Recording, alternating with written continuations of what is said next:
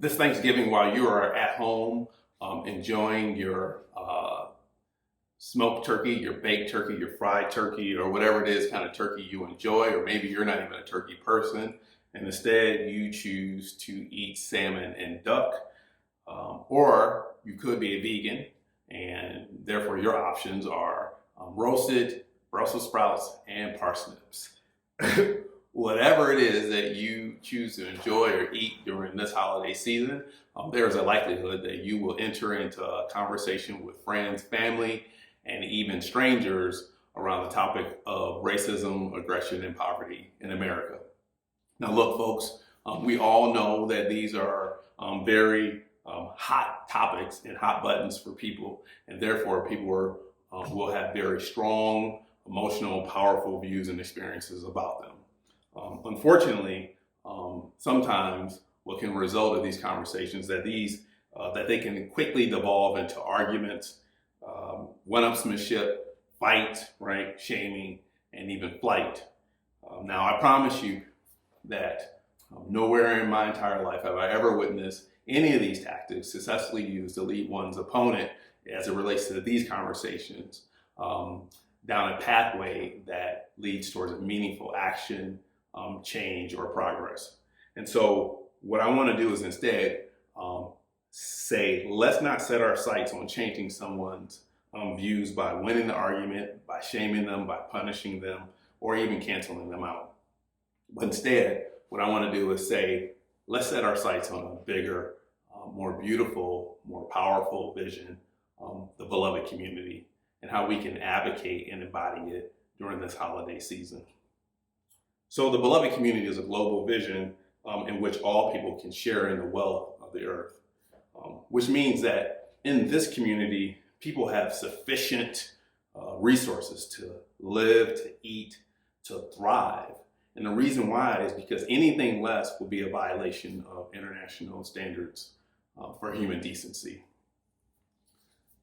Beloved communities are infused with an all-inclusive spirit of sisterhood and brotherhood versus the ghosts of racism and all its evil forms of discrimination, bigotry, and prejudice.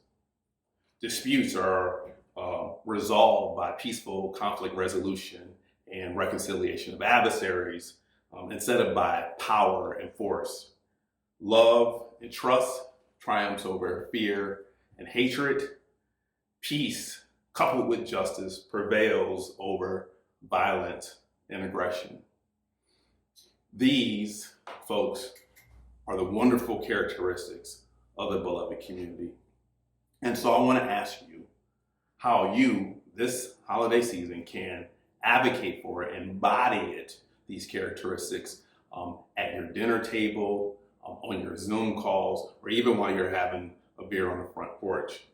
Well, first, we have to remember that the people that we're looking at are human, just like us. And whether we agree or disagree with them, they possess a special value that's intrinsic to their humanity, and as such are worthy of dignity and respect. Next, we have to work to nurture or create environments that help people to be brave. Now, what I'm talking about are environments that where people, in spite of being uncomfortable, right, they choose to remain in these hard conversations, and instead of being closed off, they choose to be vulnerable. And the reason why is because we have openly stated and are committed to actively working towards maintaining a spirit of healing and repair during these conversations.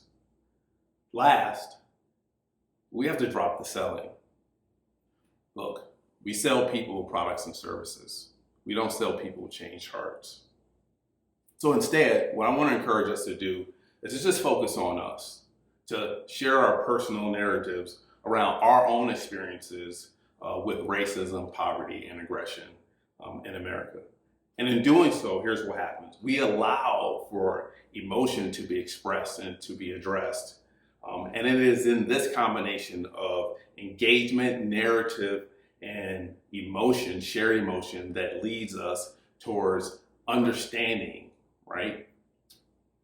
So this Thanksgiving, if you enter a difficult conversation around any of these topics, remember that our aim is not to defeat Cousin John or Aunt Karen or Steve the neighbor or any of their guests. Instead, our aim should be to change hearts.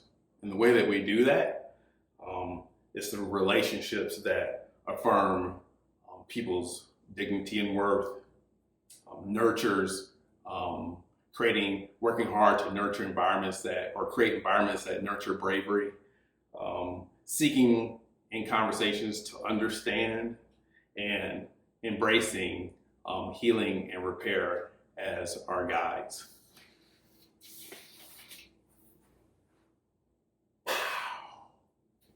That's the bullseye, people, if we want to embody and advocate for the beloved community.